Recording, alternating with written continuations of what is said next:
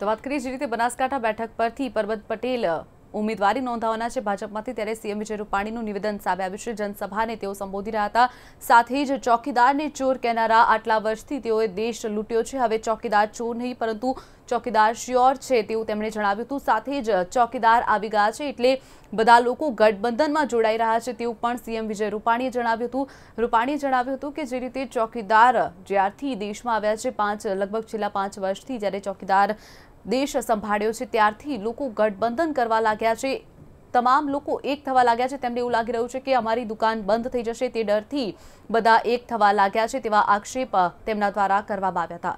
સમાચારમાં આગળ વાત કરીએ અમદાવાદ તરફથી મહત્વપૂર્ણ સમાચાર સામે આવ્યા છે। અમદાવાદ પૂર્વમાં ભાજપના હસમુખ પટેલ સાથે સીધો મુકાબલો ગીતાબેન પટેલનો રહેશે। કોંગ્રેસ તરફથી ગીતાબેન પટેલ ઉમેદવારી નોંધાવશે। હાલ તેમણે રેલી યોજી છે, રેલી યોજી અને તેઓ પોતાનું નામાંકન ભરશે। અમદાવાદ પૂર્વના કોંગ્રેસના ઉમેદવાર આજે ઉમેદવારી નોંધાવશે। કોંગ્રેસ ઉમેદવાર ગીતાબેન પટેલ પોતાનું નામાંકન ભરશે તે પહેલા તેમના દ્વારા રેલીનું આયોજન કરવામાં આવ્યું છે। કલેક્ટર કચેરી પહોંચી અને તેઓ પોતાનું નામાંકન ભરશે। ઉલ્લેખનીય છે કે ભાજપ તરફથી હસમુખ પટેલને મેદાને ઉતારવામાં આવ્યા છે, ત્યારે હસમુખ પટેલ સાથે સીધો જ ગીતા પટેલનો મુકાબલો રહેશે। બંને નેતા આજે ઉમેદવારી પત્ર નોંધાવશે। હાલ ગીતાબહેન દ્વારા પણ કોંગ્રેસ દ્વારા રેલીનું આયોજન કરવામાં આવ્યું છે, જેમાં તેઓ શક્તિ પ્રદર્શન કરશે અને ઉમેદવારી નોંધાવવા માટે કલેક્ટર કચેરીએ પહોંચશે। ભાજપના હસમુખ પટેલ સાથે તેમનો સીધો મુકાબલો રહેશે। ગીતાબેન રેલી કાઢી અને ઉમેદવારી નોંધાવશે, કલેક્ટર કચેરી પહોંચી અને પોતાની ઉમેદવારી નોંધાવશે।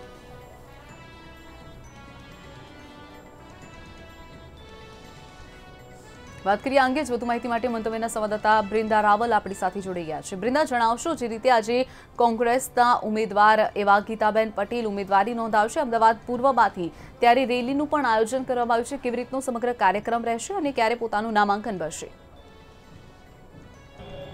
ચોક્કસથી જો વાત કરીએ તો આજે કોંગ્રેસના પૂર્વના ઉમેદવાર જે છે તે ગીતા પટેલ તેઓ જે રેલી સ્વરૂપે ફોર્મ ભરવા માટે નીકળી ગયા છે, ત્યારે પાછળથી આપને દ્રશ્યો બતાવવા માંગીશ કે જેના દ્રશ્યો છે તે આપ જોઈ શકો છો। ખાસ કરીને આજે જે રેલી સ્વરૂપે ગીતા પટેલ જે છે તે કહેવાય કે ફોર્મ ભરવા માટે જઈ રહ્યા છે, ત્યારે કેમેરામેને કહીશ કે તેઓ દ્રશ્યો બતાવે કે તેઓ રેલી સ્વરૂપે જ્યારે તેઓ ફોર્મ ભરવા જઈ રહ્યા છે ત્યારે આપ દ્રશ્યોમાં જોઈ શકો છો કે ઓપન જીપ છે તેમાં ગીતા પટેલ જે છે તે રેલી કાઢીને આજે નામાંકન ભરવા માટે જઈ રહ્યા છે। મહત્વની બાબત કે જે રીતે હિંમતજી પટેલ છે, જે કહેવાય કે વિવાંશુ પટેલ છે, તે લોકો તેમના સમર્થનમાં જોડાયા છે। ગ્યાસુદ્દીન શેખ અને ઇમરાન ખેડાવાલા જે છે તે હાજર નથી રહ્યા, પરંતુ જે કહેવાય કે કોંગ્રેસના લોકો જે છે તે મોટી સંખ્યામાં સમર્થનમાં જોડાયા છે અને આ રેલી કાઢીને તેઓ પોતાનું નામાંકન ભરવા નીકળ્યા છે। એક તરફ જો વાત કરીએ તો જે વાત છે કે હાર્દિક પટેલના જે નામ ચાલતું હતું તેની સામે હવે ગીતા પટેલને આપવામાં આવી છે ટિકિટ, ત્યારે તમામ લોકો જે છે તે ગીતા પટેલના સમર્થનમાં જોડાયા છે। જે રીતે વાત કરી કે ગીતા પટેલ જે છે તે પાટીદાર પણ છે અને સાથે જ પાટીદાર ફેક્ટરને જોતા આ જે ટિકિટ છે તે ગીતા પટેલ